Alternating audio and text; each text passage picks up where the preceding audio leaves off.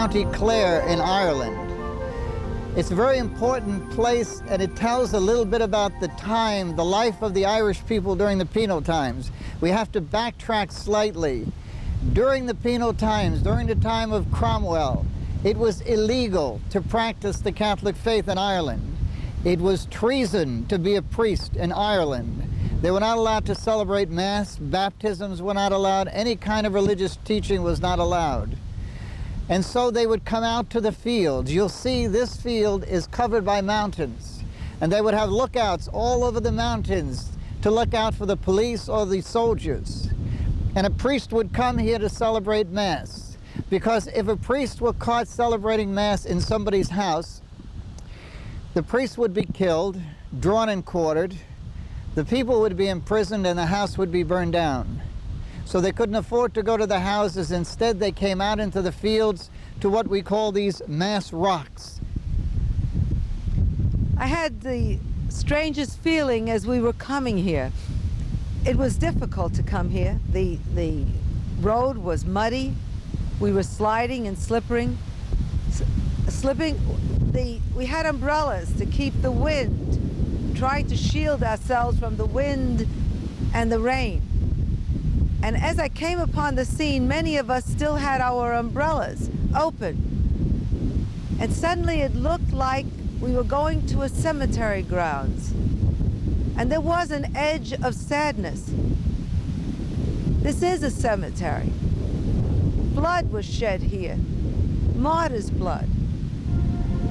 It is a place to stop and pray for those who gave their lives that we might have a church, to pray for ourselves, that we be ready to die for the church if necessary, but to commit to definitely live for the church.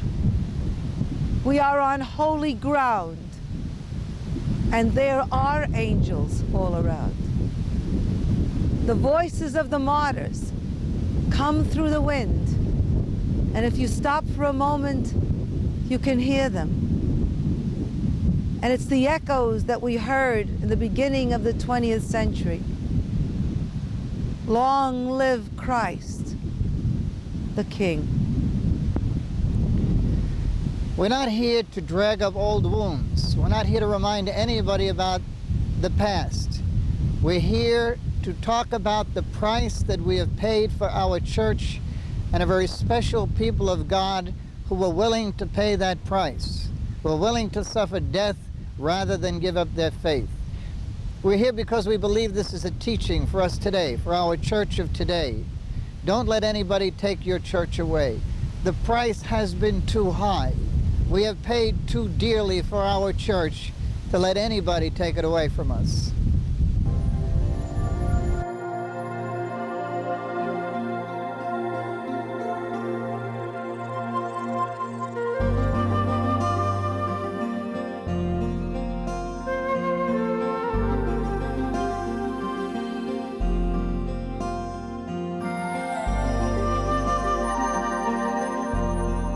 We're here in the city of Adare on the way from Limerick to Cork in Ireland. We want to share with you the first two martyrs of the 17 beatified martyrs of the Irish martyrs put to death, Blessed Patrick O'Healy and Blessed Con O'Rourke, who were both Franciscan observants of the order of St. Francis that was reformed by St. Bernardine of Siena. You know, as we've been coming here and passing the places of treaties made by the British and then broken, this land where you can see the remnants of our beautiful churches that were taken over after this period of the Reformation. And this is what our martyrs were born into, and this is what our martyrs had to fight. We're in the times of the penal codes, where it was an automatic death sentence to be a priest. Now, our two blesseds had gone to France to be educated as priests and as Franciscan observants. And then they came back, as did all our priests. They came back to what they knew would be a death sentence. But the first that we hear about, the first one, which is O'Healy, is Father O'Healy is in Rome when he was made the Bishop of Mayo. See, what would happen is these young men would leave Ireland, go over to Europe, as Penny was saying, and they would actually be made bishops in Europe, over in Rome or Spain, and then sent back to pastor a diocese here in Ireland. But again, as Penny was saying, once they got here, they knew that it was a death sentence. So he got involved with one of the crusades of Fitzmaurice, who was a very strong Irish patriot.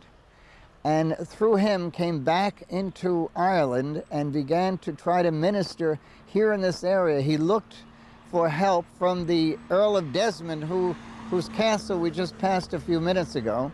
And it was here that he met Con O'Rourke, who was another Franciscan observant who also had been over in Europe for his formation, for his ordination, and then came back a zealot to preach the Word of God back in Ireland.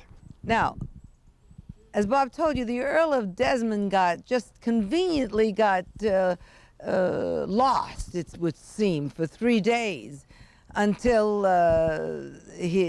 they left the area. They left the area.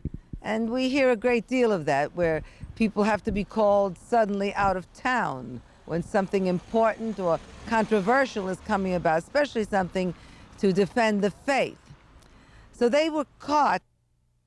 They got caught in a almost like in the area of crossfire.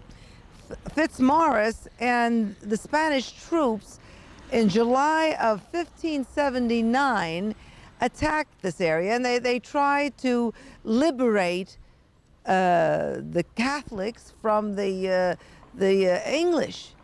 And of course, Bishop O'Healy and Father O'Rourke were accused of being part of them, although they had nothing at all to do with this. They had not come here to fight. They had come here to help the people, to keep the faith alive in this time of persecution. Now, they were accused of treason. Now, they were not allowed to be executed and tried.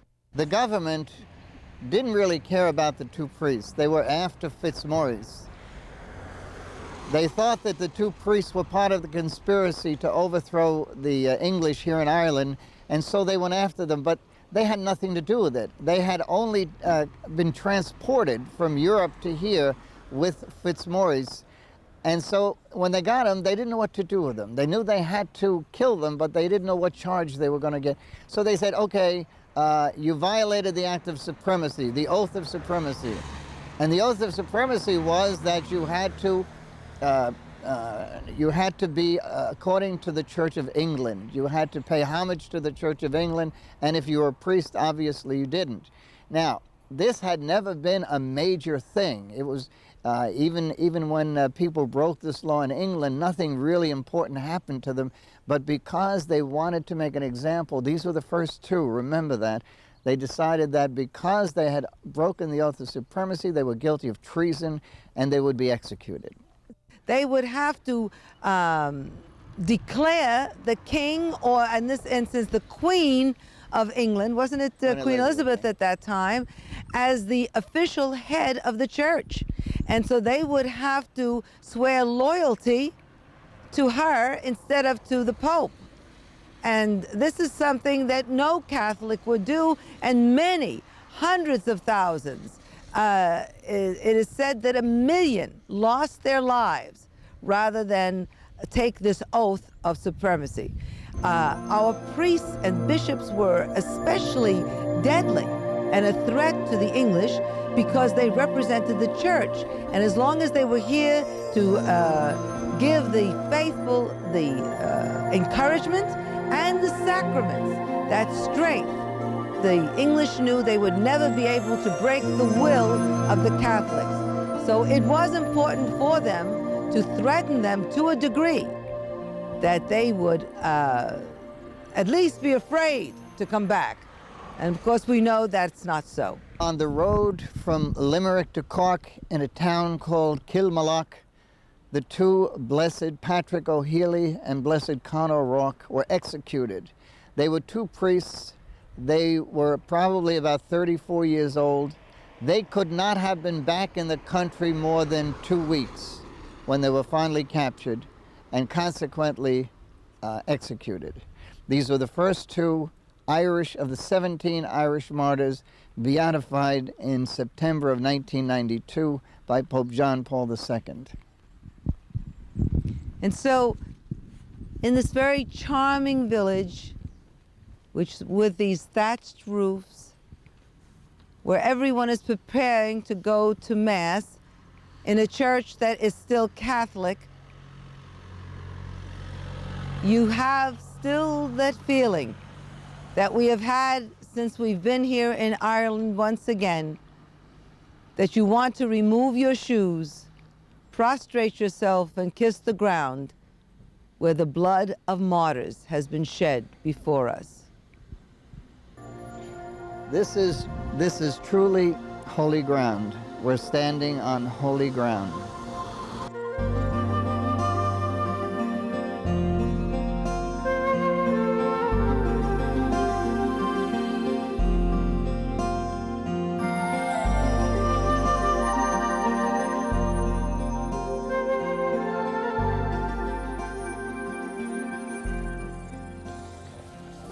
We're at the Holy Cross Abbey in near the city of Cashel. It would be in the Archdiocese of Cashel, and it was the Archbishop of Cashel, Dermot O'Hurley, that we want to share with you at this time. Dermot O'Hurley was a reluctant priest, a reluctant bishop. He never asked to be a priest, never asked to be a bishop, and yet when the Lord called him, he said yes, and he came to the cause of the people of Ireland and gave his life for them. He started out to study law. He got a master's degree and then became dean of a law school. He went to Louvain to study, and still with no intention, no idea at all of the priesthood.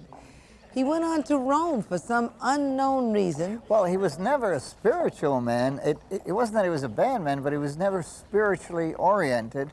When he went to Rome, he spent 11 years in Rome, never did anything of a spiritual nature in Rome. And we find it kind of unusual that all of a sudden Pope Gregory asked him to become the Archbishop of Cashel. Well, it took 2 weeks to bring about the process of ordination. He was ordained a priest, and in a month later, he was made Archbishop of Cashel. Now, he knew of Fitzmaurice. He was very aware of him. He knew what going back to Ireland could mean, and very possibly would mean, and that meant martyrdom. But he was very above board. When he came back to Ireland, he didn't go sneaking around. I am the Archbishop of Cashel, and that's what he was about to do. He looked for help, but he wanted to go to the authorities and explain, I am the Archbishop of Cashel, and all I want to do, I have nothing political to do with anything, all I want to do is to pastor my flock. But it may have been naive, because they were not about to listen to anything like that. They didn't want anybody of a religious nature being anywhere near Ireland. And he was loyal to the Queen, but he would not declare her the supreme head of the church. He took very seriously that which was given to him, and that vocation.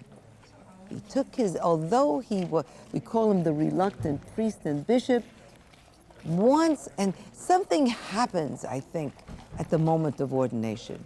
Especially when you become a bishop. I think that Holy Spirit comes down, and we've seen it happen with so many bishops where we have been to their ordination. Suddenly, they immediately become a pastor. And this is what happened to him. He immediately became a pastor of his flock. When he came back to Ireland, he enlisted the aid of Baron Fleming. And Baron Fleming said that he would try to help him to speak to the authorities and tell them that he was not interested in anything political. He just wanted to be a bishop.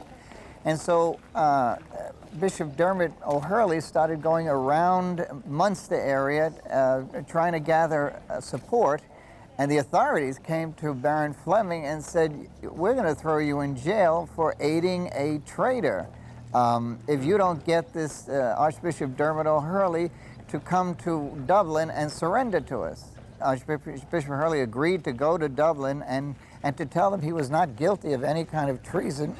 He was a priest. He was not a politician. As Bishop O'Hurley is preparing to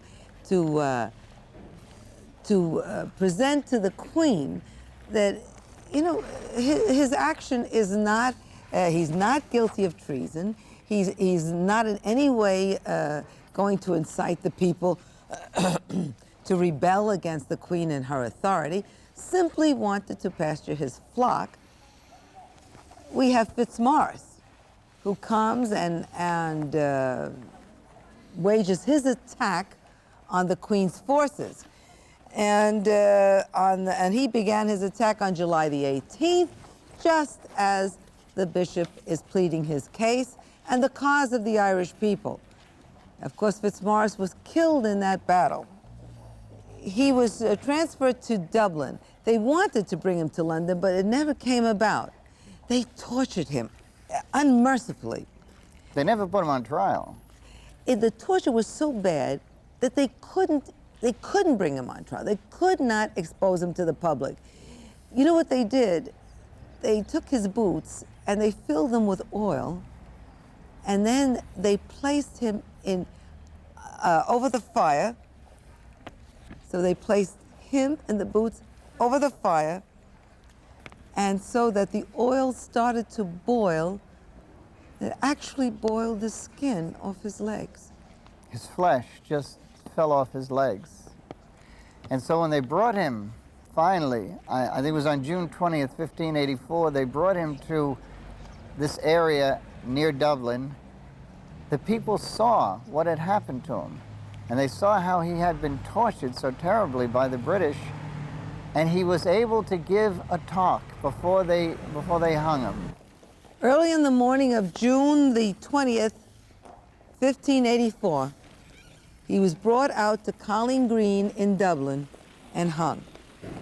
But before he died, he was able to make a last statement to some people who were not expected to be there at such an early hour. And Bob will read his statement to you. It was a beautiful, beautiful statement. I am a priest, anointed and also a bishop. Although unworthy of so sacred dignities, and no cause could they find against me that might in the least degree deserve the pains of death, but merely my function of priesthood, wherein they have proceeded against me in all points cruelly contrary to their own laws. So they even defied their own laws in order to, you gotta understand what there were no laws here. This was almost vigilante. Because martial law had been declared against Ireland, anything went. They could do whatever they wanted to do there. They didn't have to answer to anybody. These generals, these military people were basically just bullies with weapons who liked to torture people and liked to prove that they were big men.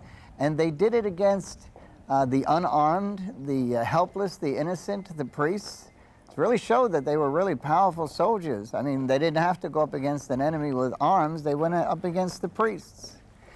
And so this beautiful, beautiful man was hung and put out of his misery, and he joined the annals of the Martyrs of Ireland. You know, what the English thought they could do is by killing priests, archbishops, religious, that they could kill the faith, that they could intimidate these strong people, these holy, stubborn people, into denying their Lord and denying the chair of Peter. But they couldn't, because no matter how much death and devastation and persecution was visited upon the brave of Ireland, the faith lived on and will live on until our Lord's second coming.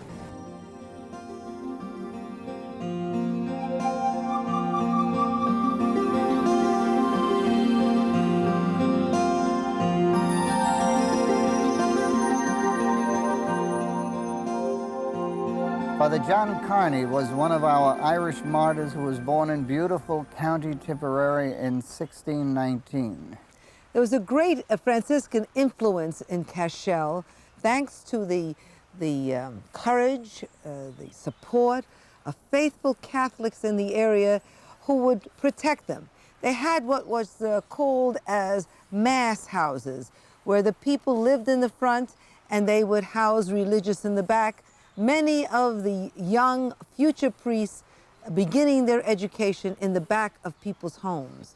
We can just envision young John sitting at the footsteps of his parents and those who were planning the revolution, planning the liberation of Ireland. We can hear the Franciscans who were talking, preaching to the people at that time in clandestine situations. John was completely impressed by everything that was going on. He had a vocation. It was a beautiful vocation that was going to blossom in the Lord. And there was such excitement, such zeal. So many things were planned in people's kitchens. Finally, the time came, though, for him to stop dreaming of crusades and knighthood and battles. He had to be on his way to Louvain to study so that he could truly shepherd the faithful of Catholic Ireland.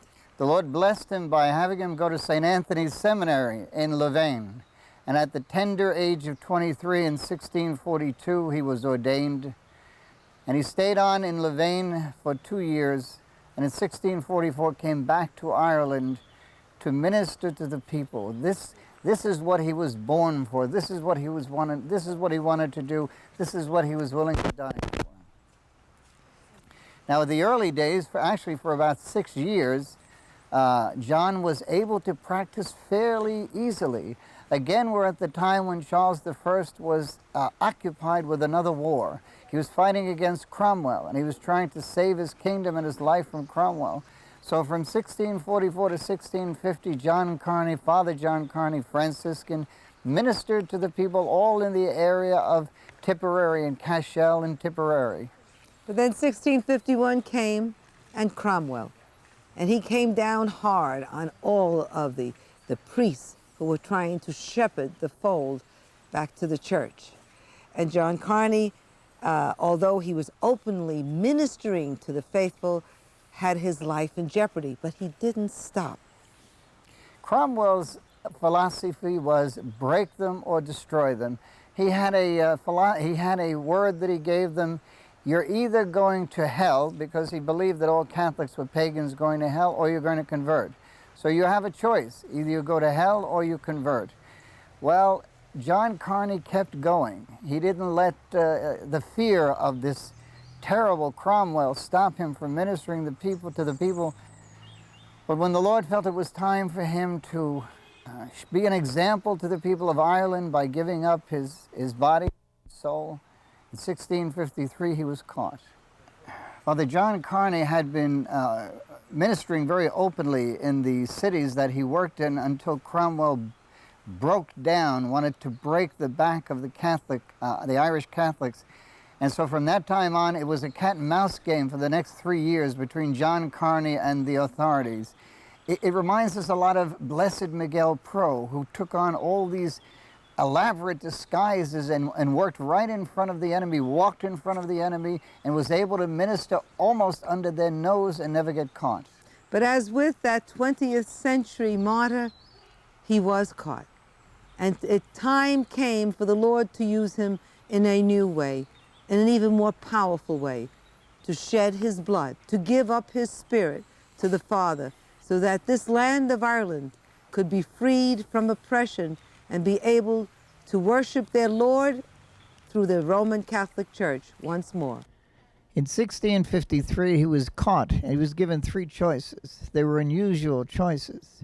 He had a choice of, number 1, renouncing the Catholic Church, the choice of number 2, being exiled from the country, and the choice of number 3, being hung.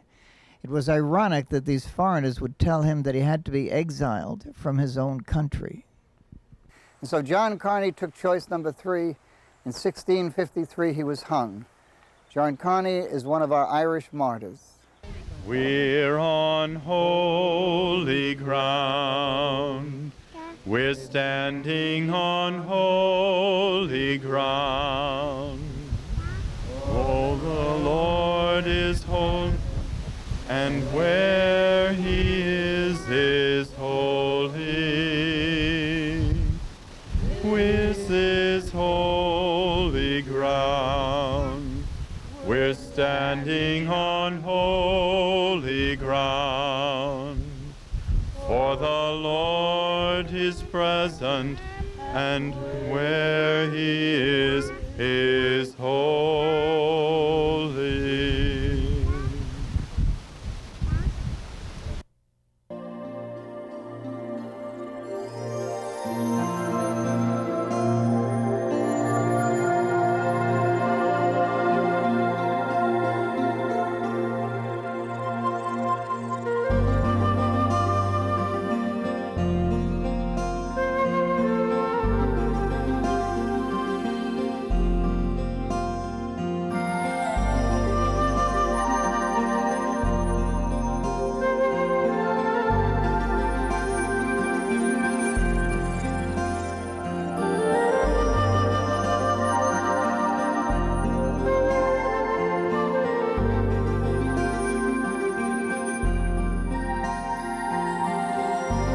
The program you have just seen is taken from Bob and Penny Lord's book, Martyrs, They Died